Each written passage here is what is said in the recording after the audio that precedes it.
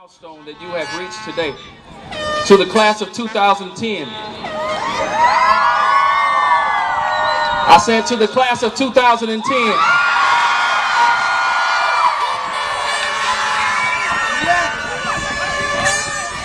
As we move forward today, there are a few things that we would like to keep in mind. I would like to share a brief story with you today.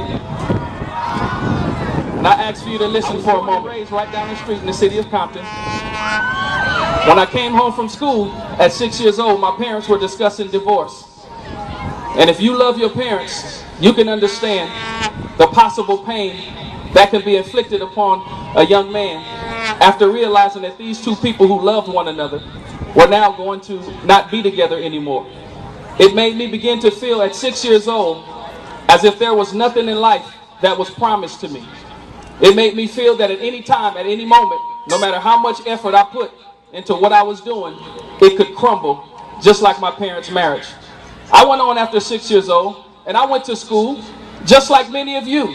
Some of you come to school, and you're in pain, but you still smile. You come to school, and you have heartache, but you still smile. You come to school, and you have issues, but you still smile. So I continued going to school, just like you do. And in the 8th grade, when I was 13 years old, all of the guys in the community started offering me drugs to sell. And they offered me gang membership. And because I was in pain, I took it. Even though I knew it was wrong, this is what I decided to do. I went down the street and started selling drugs. My parents taught me well, but I want you to keep in mind, I was in pain. I went to school down the street at Verbum Day High School. At 16 years old, I want you to listen up. I had a 3.86 grade point average. But I was still running the streets, selling drugs, shooting guns, and trying to harm people because I was in pain. Everybody say pain. At 16 years old, I came home from school and I purchased a 1962 Chevrolet Impala. Metal flake blue, gold Dayton's. And when I came home from school, my mother said, "Where did you get the money from to purchase that car?" I couldn't answer her because I knew I was doing wrong. So she said, "Give me the keys or get out." I was 16 years old, so I thought I knew everything. I thought I was grown. So guess what? I got out. I celebrate my mother to this day because she had a standard.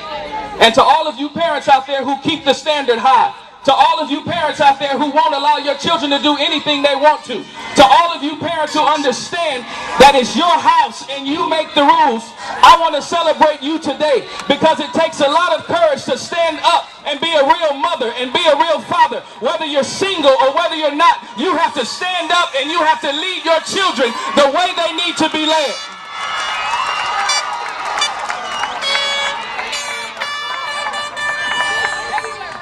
So after my mother kicked me out of the house, I went to live with my father. And at that time, my father was selling drugs too. So now I didn't have to hide my drugs anymore. All I had to do was just go and do whatever I wanted to. As I approached 17 years old, I started getting more out of control. I went from a 3.86 to a 3.17. As I began to graduate, at 17 years old, I started making $3,000 every hour, selling drugs on the streets. I had the right gift, young people, but I had the wrong product. I had the right gift to persuade, to encourage, to motivate, to inspire, but I had the wrong product. So my life began to spiral after 17 years old. When I turned 18, I graduated from Verbum Day and went to Cal State Long Beach. Not long after that, I came home from college one day and some guys walked up on me with a sawed-off shotgun and a .38 handgun and they shot every single bullet. But I didn't get touched.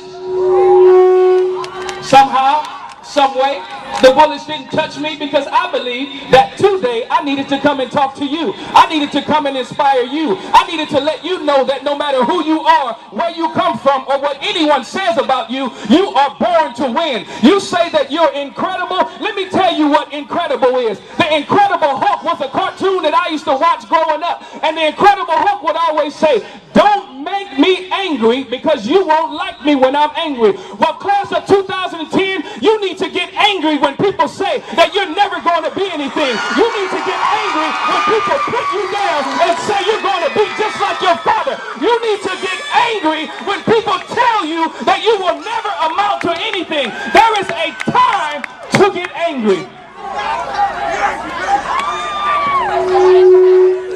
But here's what we have to know. When you get angry, you can't be angry to the point where you cause disrespect to someone else.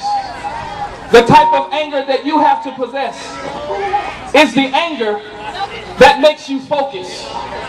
It's the anger that makes you incredible. It's the anger that says my cousin is in a gang, but I'm not going to be in one. It's the anger that says most of the people in my neighborhood get gunned down, but I'm not going to get gunned down. It's the anger that makes you say that my life is more incredible than anything you ever seen before. It is the anger that makes you rise up and believe in yourself when everybody says that you're not going to make it. You have to let everyone know that you are the most incredible person they have ever seen before, and that you will break boundaries, because even though you graduate high school, you're still not finished yet. There's a college out there for you. There's a business out there for you. There's a world out there for you. And as long as you believe that, you will be the most incredible class of 2010 that this world has ever seen before. Class of 2010, give it up if you're really incredible.